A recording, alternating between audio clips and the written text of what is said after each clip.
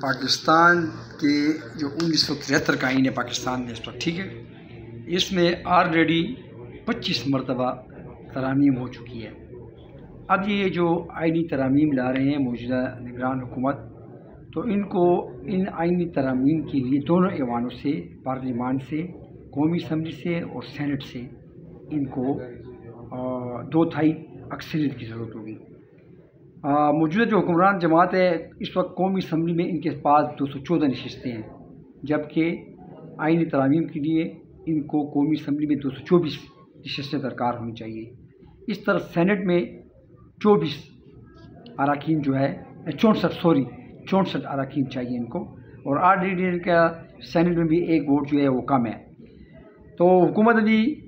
ان کا جھکاؤ ہے جمعیت علماء اسلام مولانا فضل الرحمان صاحب کی طرف، کیونکہ ان کی قومی اسمبلی میں 8 نشستیں ہیں اور سینٹ میں 5 نشستیں ہیں۔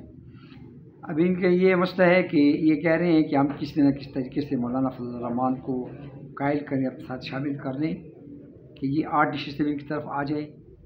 اور وہ جو سینٹ میں اس کے پاس جو 5 نشستیں ہیں وہ اگر ان کے پاس آتی ہے تو پھر ان کو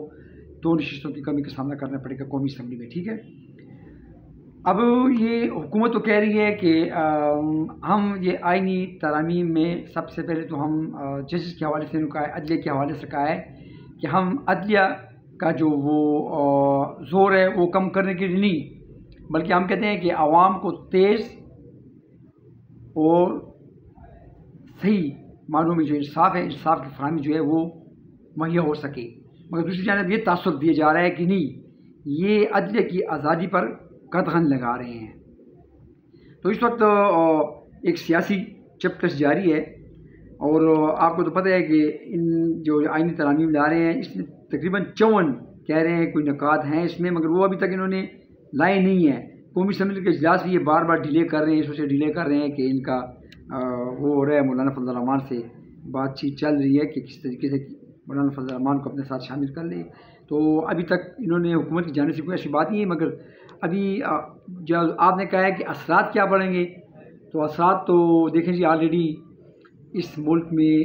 آئین کے ساتھ کھیلا جا رہا ہے، آئین کو پامال کیا جا رہا ہے۔ جس ملک میں آئین کی بالادستی نہیں ہوتی وہ ملک کبھی ترقی نہیں کر سکتا۔ یہاں تو سیاستدانان اپنے جتنے سیاستدان ہیں یہ اپنی مفاد کے لیے،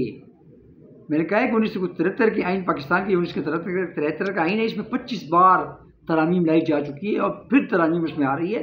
تو یہ اچھی بات نہیں ہے۔ میں تو کہتا ہوں کہ تمام سیاسی جماعتوں کو مل کر بیٹھنا چاہیے اور اس کے بعد اس قسم کے مجوزہ قانون سازی کرنی چاہیے جس میں عوام کا مفاد سب سے پہلے ضروری ہو۔ آپ کیا سمجھتے ہیں کہ اگر یہ بل پاس ہو گیا تو یہ عوام کے حق میں ہوگا یا خواص کے حق میں ہوگا؟ اس کا فائدہ عوام کو جائے گا یا خواص کو جائے گا؟ اور آپ کیا سمجھتے ہیں کہ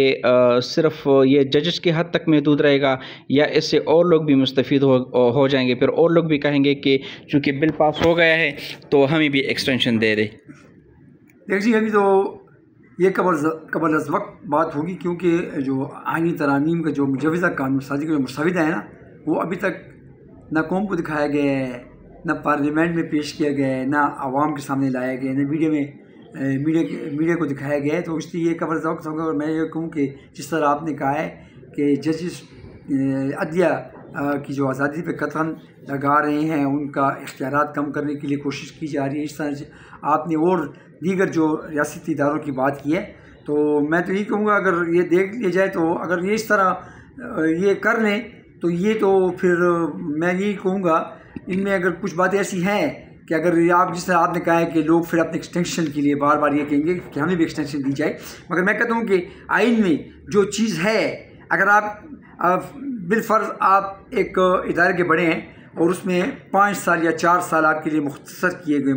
گئے ہوئے ہیں، تو ٹھیک ہے، پھر آپ جب 2 یا 5 سال آپ کے پورے ہوتے ہیں تو آپ کو خود بخود ہٹنا چاہیے، جو پیچھے اور لوگ ہیں ان کو آگے آنا چاہیے۔ حق تلفی ہوتی ہے نا، لوگوں کی حق مارے جاتے ہیں، تو اس لیے اس کی وجہ سے بھی عوام تذبذب کا شکار ہے۔ اس ملک میں ایک افراتفری، ایک ہوع کا عالم بنا ہوا ہے، لوگ دیکھ رہے ہیں کہ ہو کیا رہا ہے، اب ہونے کیا جا رہا ہے۔ ٹھیک ہے جی، بڑی مہربانی۔